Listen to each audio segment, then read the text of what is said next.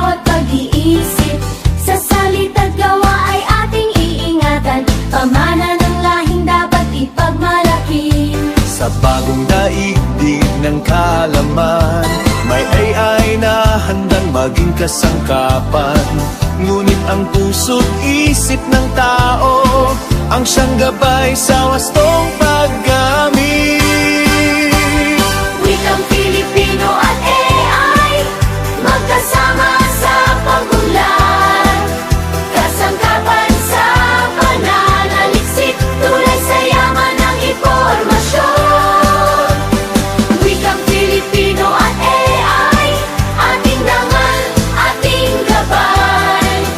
Kasangkapan sa pananaliksik, tulay sa yaman ng impormasyon. Sa paralan at pamayanan, wika'y buhay sa bawat isipan. Tulong at sipag ang ating baunin upang ang bayan ng higit na umunlad. Wika ang lakas ng ating pagkatao.